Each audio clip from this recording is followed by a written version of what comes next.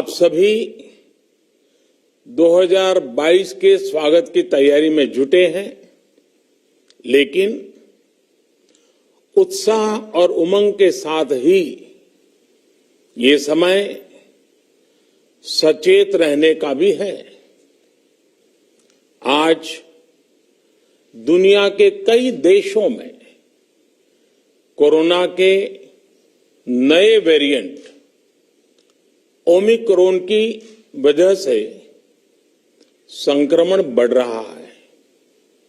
भारत में भी कई लोगों के ओमिक्रॉन से संक्रमित होने का पता चला है। मैं आप सभी से आग्रह करूंगा कि पैनिक न करें। हां, सावधान रहे, सतर्क रहे, मास्क उसका भरपूर उपयोग करें और हाथों को थोड़ी थोड़ी देर पर धुलना, इन बातों को हमें भूलना नहीं है। आज जब वायरस म्यूटेट हो रहा है तो हमारी चुनौतियों का सामना करने की ताकत और आत्मविश्वास भी मल्टीप्लाई हो रहा है। हमारी इनोवेटिव स्पिरिट भी बढ़ रही है। आज देश के पास 18 लाख आइसोलेशन बेड्स हैं, 5 लाख ऑक्सीजन सपोर्टेड बेड्स हैं, 1,40,000 आईसीयू बेड्स हैं। आईसीयू और नॉन आईसीयू बेड्स को मिला दें तो 90,000 बेड्स विशेष तौर पर बच्चों के लिए भी हैं। आज देश में 3,000 से ज्यादा पीएसए ऑक्सीजन प्लांट्स काम कर रहे हैं। 4 लाख ऑक्सीजन सिलेंडर्स देश भर में दिए गए हैं। राज्यों को जरूरी दवाओं की बफर डोज तैयार करने में सहायता की जा रही है। उन्हें पर्याप्त टेस्टिंग किट्स भी मुहैया कराई जा रही है। साथियों, कोरोना वैश्विक महामारी से लड़ाई का अब तक का अनुभव यही बताता है कि व्यक्तिगत स्तर पर सभी दिशा निर्देशों का पालन कोरोना से मुकाबले का बहुत बड़ा हथियार है। और दूसरा हथियार है वैक्सीनेशन। हमारे देश ने भी इस बीमारी की गंभीरता को समझते हुए बहुत पहले वैक्सीन निर्माण पर मिशन मोड में काम करना शुरू कर दिया था। वैक्सीन पर रिसर्च के साथ साथ ही approval processes, supply chain, distribution, training, IT support system, certification पर भी हमने निरंतर काम किया। इन तैयारियों का ही नतीजा था कि भारत ने इस साल 16 जनवरी से अपने नागरिकों को वैक्सीन देना शुरू कर दिया था। ये देश के सभी नागरिकों का सामूहिक प्रयास और सामूहिक इच्छा शक्ति है कि आज भारत 141 करोड़ वैक्सीन डोज के अभूतपूर्व और बहुत मुश्किल लक्ष्य को पार कर चुका है। आज भारत की वयस्क जनसंख्या में से 61% से ज्यादा जनसंख्या को वैक्सीन की दोनों डोज लग चुकी है। इसी तरह वयस्क जनसंख्या में से लगभग 90% लोगों को वैक्सीन की एक डोज लगाई जा चुकी है। आज हर भारतवासी इस बात पर गर्व करेगा कि हमने दुनिया का सबसे बड़ा, सबसे विस्तारित और कठिन भौगोलिक स्थितियों के बीच इतना सुरक्षित वैक्सीनेशन अभियान चलाया।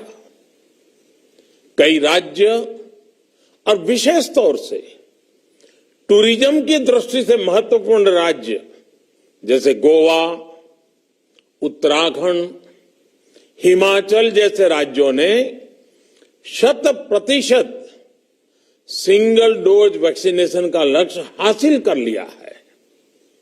आज देश के दूर सुदूर गांवों में जब 100% वैक्सीनेशन की खबरें आती हैं तो मन को संतोष होता है। यह प्रमाण है हमारे हेल्थ सिस्टम की मजबूती का, हमारी टीम डिलीवरी का, हमारे हेल्थ केयर वर्कर्स के डेडिकेशन और कमिटमेंट का, और देश के सामान्य मानवी के अनुशासन और विज्ञान में उनके विश्वास का। हमारे देश में जल्दी ही नेजल वैक्सीन और दुनिया की पहली डीएनए वैक्सीन भी शुरू होगी।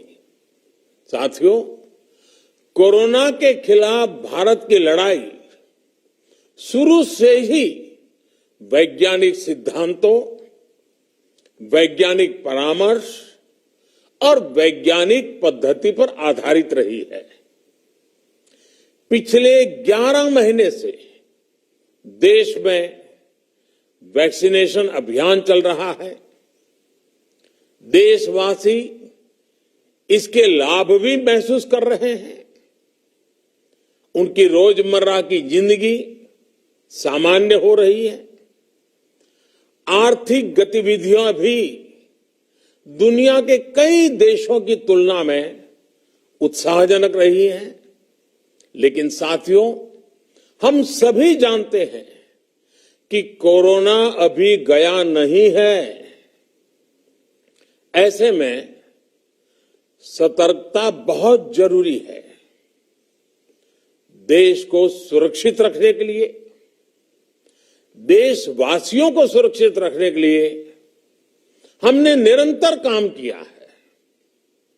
जब वैक्सीनेशन शुरू हुआ तो उसमें भी वैज्ञानिक सुझावों के आधार पर ही ये तय किया गया कि पहली डोज किसे देना शुरू किया जाए, पहली और दूसरी डोज में कितना अंतराल हो, स्वस्थ लोगों को कब वैक्सीन लगे, जिन्हें कोरोना हो चुका है उन्हें कब वैक्सीन लगे, और जो कोमॉर्बिडिटी से ग्रस्त हैं उन्हें कब वैक्सीन लगे। ऐसे निर्णय लगातार किए गए और ये परिस्थितियों को संभालने में काफी मददगार भी साबित हुए हैं। भारत ने अपनी स्थिति परिस्थिति के अनुसार भारत के वैज्ञानिकों के सुझाव पर ही अपने निर्णय लिए हैं। वर्तमान में ओमिक्रॉन की चर्चा जोरों पर चल रही है। विश्व में इसके अनुभव भी अलग अलग है, अनुमान भी अलग अलग है। भारत के वैज्ञानिक भी इस पर पूरी बारीकी से नजर रखे हुए हैं, इस पर काम कर रहे हैं। हमारे वैक्सीनेशन को आज जब 11 महीने पूरे हो चुके हैं तो सारी चीजों का वैज्ञानिकों ने जो अध्ययन किया है और विश्व भर के अनुभवों को देखते हुए आज कुछ निर्णय लिए गए हैं। आज अटल जी का जन्मदिन भी है, क्रिसमस का त्योहार भी है, तो मुझे लगा कि इस निर्णय को आप सबके साथ साझा करना चाहिए। साथियों, 15 साल से 18 साल की आयु के बीच के जो बच्चे हैं अब उनके लिए देश में वैक्सीनेशन प्रारंभ होगा। 2022 में 3 जनवरी को सोमवार के दिन से इसकी शुरुआत की जाएगी। ये फैसला कोरोना के खिलाफ देश की लड़ाई को तो मजबूत करेगा ही, स्कूल कॉलेजों में जा रहे हमारे बच्चों की और उनके माता पिता की चिंता भी कम करेगा। साथियों, हम सबका अनुभव है कि जो कोरोना वॉरियर्स हैं, हेल्थ केयर और फ्रंटलाइन वर्कर्स हैं, इस लड़ाई में देश को सुरक्षित रखने में उनका बहुत बड़ा योगदान है। वो आज भी कोरोना के मरीजों की सेवा में अपना बहुत समय बिताते हैं। इसलिए प्रिकॉशन की दृष्टि से सरकार ने निर्णय लिया है कि हेल्थ केयर और फ्रंटलाइन वर्कर्स को वैक्सीन की प्रिकॉशन डोज भी प्रारंभ की जाए। इसकी शुरुआत 2022 में 10 जनवरी सोमवार के दिन से की जाएगी।